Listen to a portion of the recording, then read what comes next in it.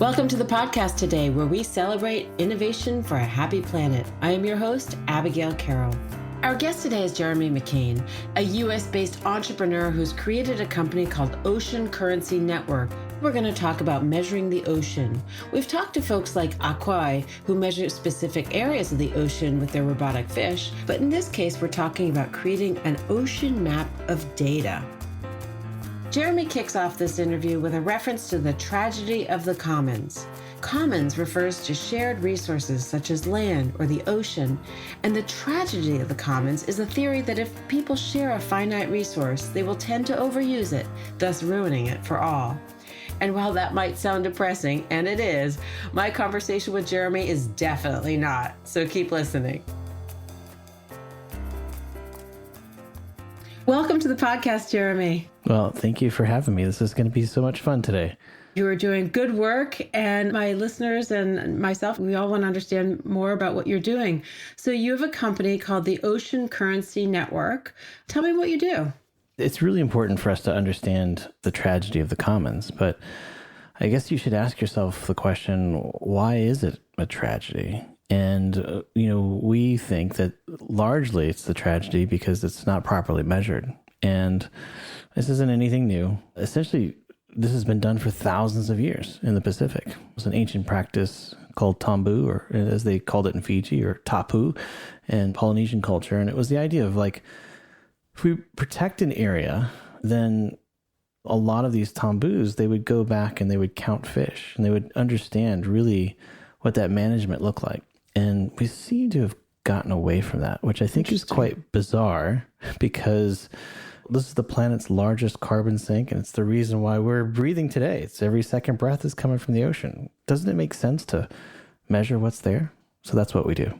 You've really said something very interesting there. We think of destruction of the ocean or overusage of the resources is a modern problem, but it sounds like people have been aware of this far before it became the sort of massive problem that it is today. I was first made aware of this a couple of years ago. I was sailing with TBA 21 on their vessel, and we had this guy, Rakasau, who was the paramount chief of the entire Lao group with us on the vessel. And he explained to me what tambu meant. And I think in that particular sense, it was in the beginning, from the way that he tells the story, it wasn't as if it was like, oh, we need to protect this area of water. It was something that had happened that they realized that when they started protecting areas of water, that the fishable areas became very abundant. But they also looked to count the fish because they noticed that there was a period of time when the fish stocks would go low. And so they had the foresight to say, well, let's protect it, but let's also measure it. And that was, I would say, probably one of the most inspirational moments for me, because then I started to realize, what if we did this on a global scale? What if we really understood what the tragedy was and the tragedy of the commons? You can't fix it if you don't know what the problem is, but it's a huge task. How do you go about something like this? Like measuring the ocean, are there certain things that are more important to measure than others? Yeah. So that was my question, because I tell everybody I'm not a scientist. I'm a last mile scientist. So I work with really great scientists and try to figure out how do we get their work out to the public. And one of the questions I had asked specifically was, how do we know if we're doing the right thing? If I was to measure the ocean, what should I measure? Dr. James Porter, along with others, Dr. Peter Gerges from Harvard University, they worked with us and trying to come up with this concept of really trying to say, well, here are these 10 different things that you need to measure. And in each ocean, obviously it's going to be a little bit differently, but essentially what we're doing is we're measuring water quality.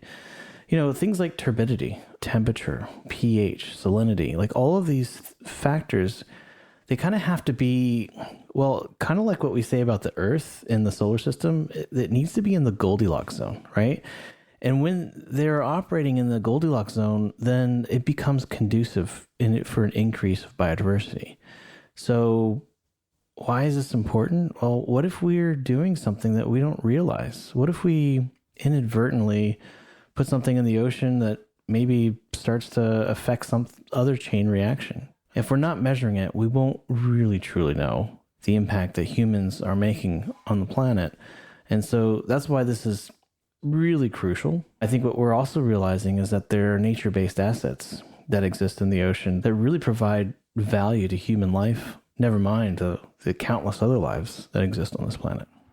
And then there's the good intentions that we have. You know, if we have an overabundance of seaweed, we're going to be talking about that soon.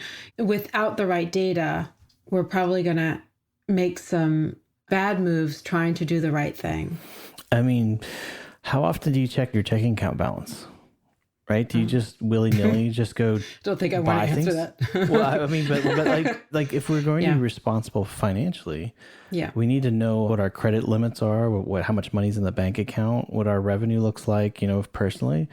Only a fool would just go wave that credit card around and buy countless things and then realize that when it's far too late, there's nothing they can do about it. That's really the situation that we're in with the oceans. We've been waving this credit card around for so long. We think that we can just take whatever we want to out of the ocean as if it was our right.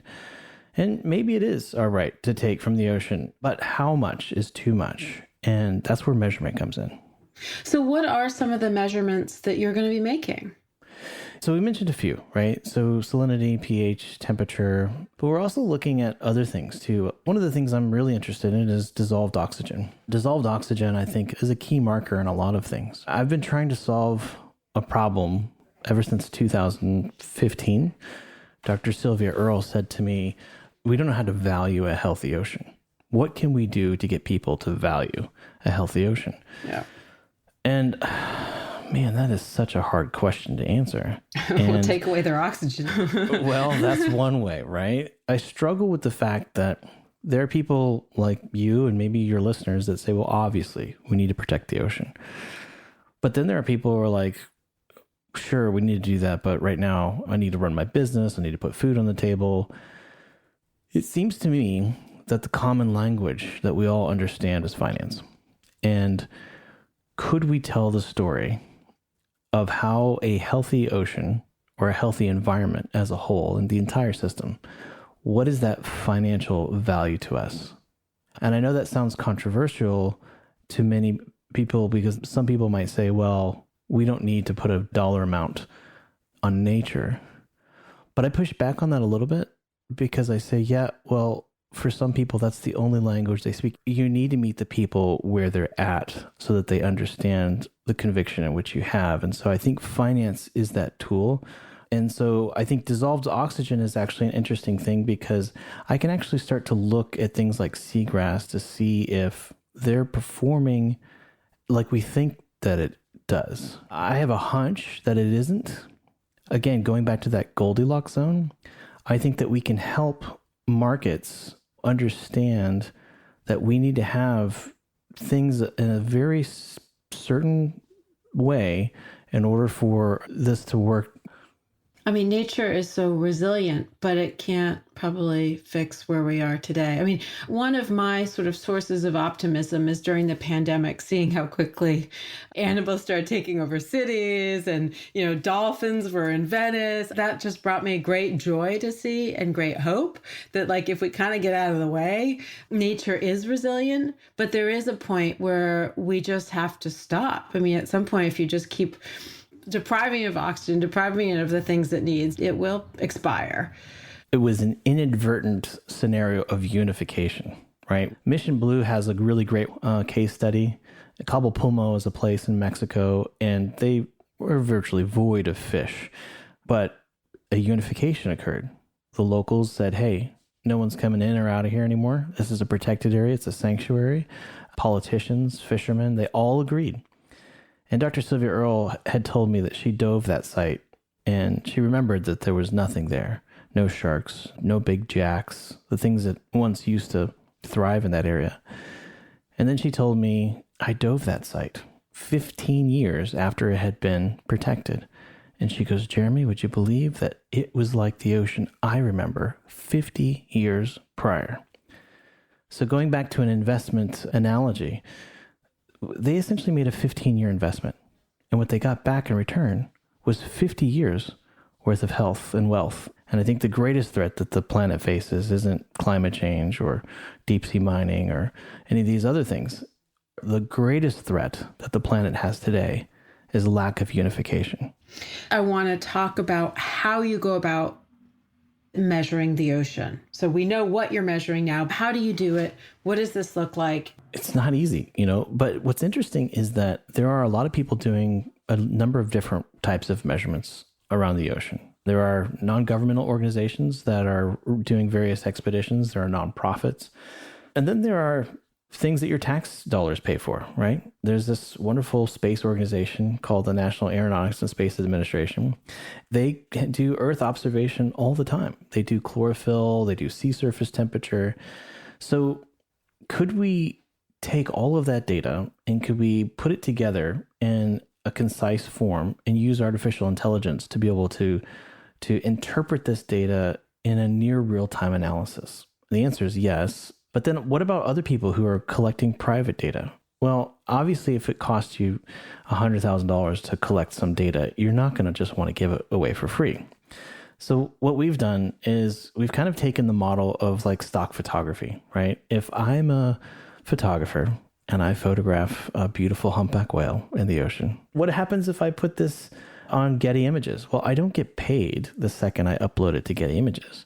But Abigail happens to be searching for a beautiful humpback whale image, and she picks the one that I took. And guess what? I get royalties on that image. So what if we did that with ocean data? A couple reasons why I like this. One, it includes a whole bunch of citizen scientists. The other aspect of it is it inadvertently creates a decentralized collection process of individuals who are globally incentivized to collaborate. By doing so, we can get a certain amount of trust because we know that it's not one entity. It's not Jeremy saying the ocean's healthy, but it's a collection of human beings who don't necessarily know each other saying, hey, the water's been 27 degrees or 25 degrees or whatever. And all of a sudden it just went up to 35 degrees. God forbid it ever did that, right?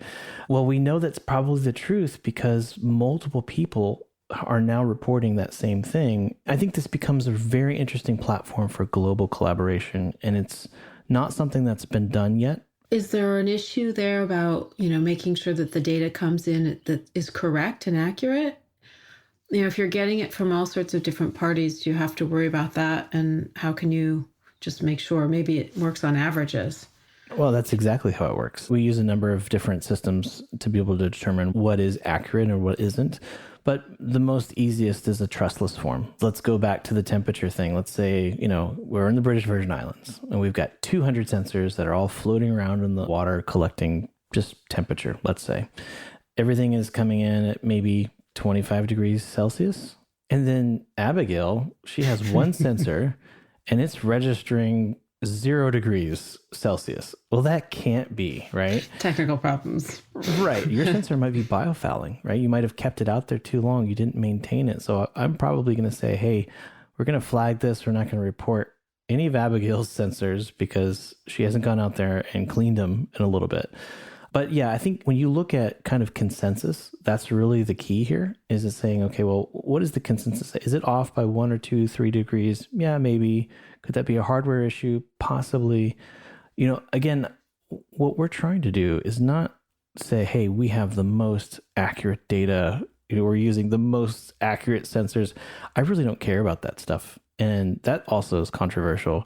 What I think is important is that if we take a grid and we have at least some data, because that's better than the no data that we're collecting now, I can now go back to scientists that have these expensive sensors and say, hey, there are a number of individuals that are reporting this anomaly in this specific location. Could you please go here? And what they will find is that will extend the use of their grants that they often apply for. Instead of them going throughout the ocean looking for a problem, we can direct them and say, hey, there's something very strange happening here. What that's going to do is it's going to accelerate our capability as humans to address anomalies before they become major catastrophes. And is most of this, do you think, going to happen in more coastal areas, or are you going to be able to hit the deep sea and deep in the water too?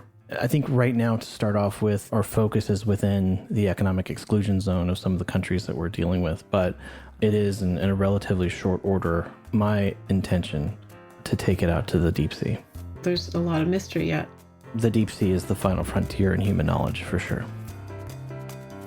We'll be right back with more Happy Planet. A big thanks to the Maine Technology Institute, MTI, investing in innovation for a prosperous Maine. MTI is Maine's unique public-private partnership whose core mission is to diversify and grow Maine's economy by accelerating innovation in the state's targeted technology sectors.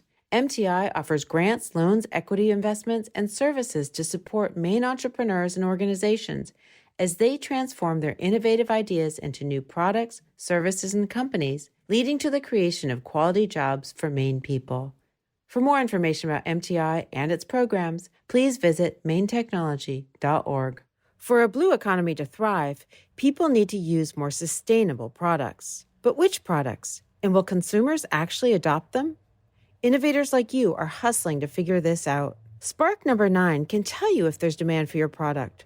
Spark markets your product before it's built using online advertising so you launch smarter. Have a big idea?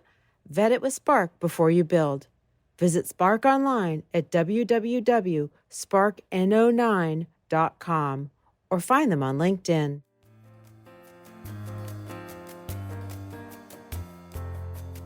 Welcome back to Happy Planet.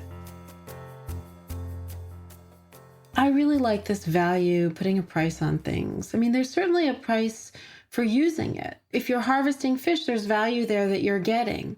Is there a system in the works, and maybe it would work like the carbon credit? Is there a system in the works that's going to help us get to that kind of situation for the ocean? Yeah, I mean, we're talking with groups, in the blue carbon credit sector, not because it's about blue carbon, but it's because it's the thing that you're meeting the people where they're at. It's the thing that they understand. There's financial instruments attached to this. But I think what's interesting is if we look at nature, right? We look at seagrass, salt marshes, mangroves, but we also look at the biodiversity. It's not so much the ocean or the phytoplankton, but it's the way that these animals interact with the flora and the fauna. That's where the value is. And if we look at carbon sequestration and we say, okay, well, the seagrass is sequestering carbon from the atmosphere, but in order for it to do so, we have to make sure that humans don't come in there with their anchors and rip things up or bottom trawl or all the things, right? And we want to have sharks in there. We want to have turtles. What if we said, it's not the seagrass that has value, but it's what it does, what we call ecosystem service value. What if we could say, hey, you're going to buy this carbon credit to draw down X number of tons of carbon, but in exchange, what we're going to do is we're going to basically take a velvet rope, we're going to put it around this certain area, and we're going to say nobody comes in or out of here, and part of those funds go to the individuals in the community to keep an eye on things, to make sure that it continues to perform. I mean, without doing so, it would be like if you invested in an apartment building and you said, I have this multi-tenant building, there's, retail on the bottom floor, and then you just walked away. What do you think would happen to that building? It would get destroyed and people would start coming in there and God knows what would happen, right? So it makes sense to be able to protect that investment as much as possible. And I think by doing so, what we'll find is we'll see an increase in biodiversity because, again, you're allowing kind of that Goldilocks zone to thrive. And that's where I think this really starts to make sense from a conservation standpoint, because now, you've given the financial markets and private businesses a way to help contribute that previously they did not have a way in. Right. So what about the fisherman, though, that needs to catch fish? The thing I'd like to tell fishermen is that today you're taking dead bodies out of the ocean for value. So today you're a fisherman of fish. Tomorrow, I think you can be a fisherman of data, right? Data should be able to be, by the numbers that we're looking at, just as valuable as pulling fish out of the sea. I think what we'll find that the value of a fish, of a tuna, of a snapper, is worth to the economy far more than it is on the plate.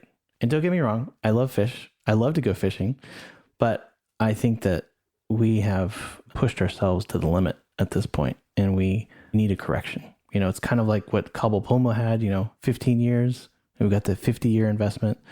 What if we did something similar on a global scale? Could we incentivize those who make their livelihoods in fishing with a new injection of our new economy, something we call a nature-based economy? And that's the very thing that we're actively testing right now in the British Virgin Islands. So tell me about the BVI. The British Virgin Islands is very interesting because, they've got basically a voting population of about 13,000 people or so. I can test out equipment anywhere in the States. I can get permits for that, or I can find people who already have permits and I can do that. That's pretty easy.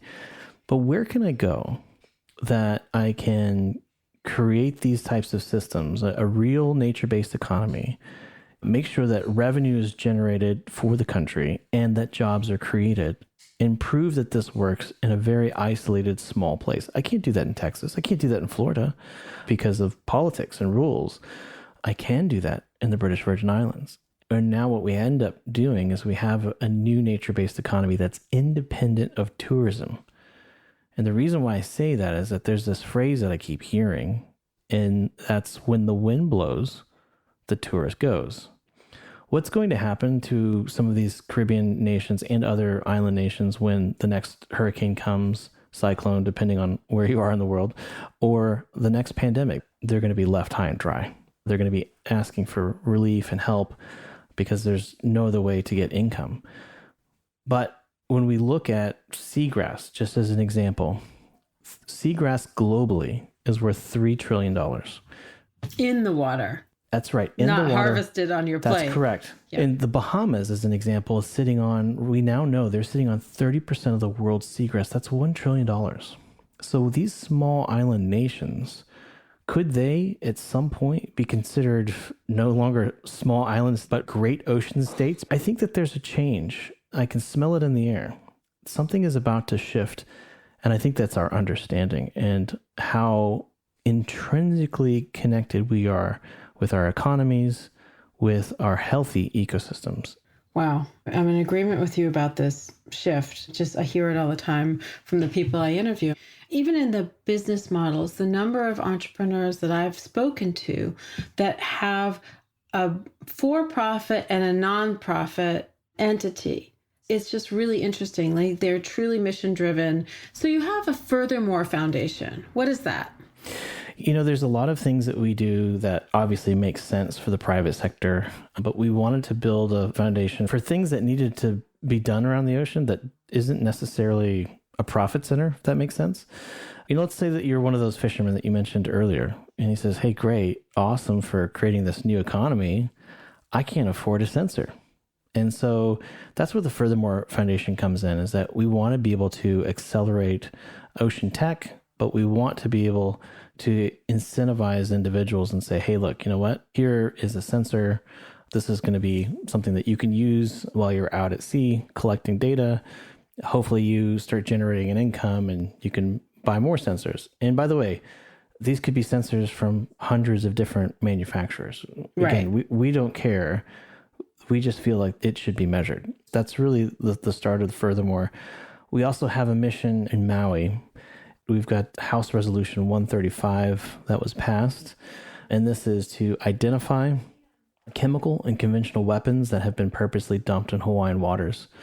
And our plan is to map them because essentially as the casings start to kind of degrade, they start to emit various chemicals that get into the coral reef, that get into the fish. We eat the fish, we get cancer. So this is a human health problem. And it ties into what we do at OCN because, again, we plan on measuring a lot of these types of things inside the water column to tell a bigger story. For a very long time, we've sort of seen the ocean as a dump, right? People were throwing tires in there. I mean, there were sewage pipes. As a child here in coastal Maine, we had pipes that just went straight from people's houses out into the near shoreline. I used to play on them. I mean, the generation above me used to, flush the toilet and sprint out the door and see if they could beat it. Wow. We are so much more aware of the degradation. I mean, people were also clamming on those same beaches. It's like we were so clueless. So I do feel like we've grown leaps and bounds in our understanding of these ecosystems and our impact. But this has happened in relatively recent history, that we were just really using these coastlines the absolute wrong way. Again, it goes back to what we don't know, right? Yeah. So the idea is that you're going to subscribe to a dashboard service, right? This is like a software as a service situation? Yeah, we call it measurement as a service, but yeah, it's a SaaS model. I mean, it doesn't have to be our dashboard. The way that we charge for use of our platform is through API calls, whether that's on our dashboard or if you use our API to tie into something that you've already built. We're trying to make this open system malleable as possible so that it can be used and we can find ways to collaborate with people who are collecting data in and around the ocean globally. So how are you going to grow this out? Where are you and what are the next steps? I think the reason why we're in the BVI is because, our plan is to go to 14 plus countries in the next 2.5 years.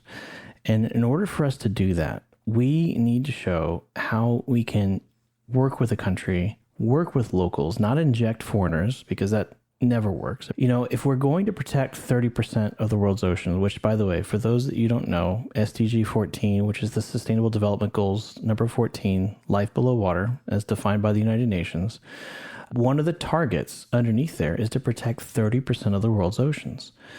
And as Sylvia Earle, if she was here right now, she'd say, well, Jeremy, that's a good start. We got to keep going. And she's right. It is a good start. But right now we're only at 2.7% fully protected, which is somewhat criminal, if you ask me. Can you say that number again? Depending on who you talk to, right? 10% is protected paper-wise, but 2.7% is protected and enforced. And so we need to get to 30% protected and enforced before 2030. And if we can do more than that, that's even better. But we're not going to do that on altruism. We have to be able to create the financial tools to make this fiscally sustainable, because it's not going to work by us creating nonprofits and NGOs and then going around asking for the same pool of money. Can you give us some money to go do the thing? All right. What are your pearls of wisdom for young entrepreneurs today? When you think about starting something, you're going to have a lot of negative feedback. And to hear negative feedback is probably very crushing. But don't let that stop you. Embrace it. Because some of the most negative things I've ever heard from people to me were the very things that I used to empower me. I have been told that what you're doing is not possible. I'm also dyslexic, and my teachers told me that I was stupid. They didn't know how to deal with dyslexic thinking. Right. And I've learned that dyslexia is actually a superpower. When you are passionate about something, stay passionate about it, stay focused. Don't lie to yourself. If your idea that you've fallen in love with is really that amazing, be open to criticism, because somebody's ultimately going to come to you and say, hey, there's some things that you should change. And be willing to let that person, obviously if it's a respectable person, let them open everything up, tell you what their experience level is, and then use those individuals as the president would use cabinet members in his office. Figure out what role do they really play, because the last thing you want is a bunch of yes men. Seek mentors, build a really diverse team. I always say be the dumbest guy in the room. When it comes to my team, I have some of the most amazing human beings I've ever met. And I think the last thing I would tell a young entrepreneur is learn what the rules are, only so you know how to break them. Because you can't break rules until you know what the rules are. And that's what I'm trying to do right now, is just break as many rules as we possibly can, because obviously the status quo is not working and it's time for change. I love it. I think that's just a great note to end on. Thank you so much, Jeremy, for coming on the show. It's just been a huge honor to have you here. Yeah, it's my honor. I really was tickled pink when you asked me to be on your show. So thank you for inviting me. We've spoken to a lot of people about the ocean health and the key role the ocean plays in all of our lives, whether we live on the coast or inland. And we've spoken to companies like Fed by Blue and OPCR that want to use these commons more. These inherent conflicts make for a great space for innovation, but they also really play into Jeremy's project. We want and need to use this resource for the better of the planet, but we are not always sure of the ramifications, and we can't fix what we can't see. So if Jeremy is successful and we can map the ocean, we can really make great strides to fostering a happier planet. Thank you for listening. Please follow Happy Planet wherever you listen to podcasts and leave us a rating and review. It really does help new listeners discover the show. Happy Planet was reported and hosted by me. I am also the executive producer. The talented Dylan Hoyer is our producer and editor. Composer George Brandel Egloff created our theme music. Learn more about my work and get in touch by visiting happyplanetpodcast.com.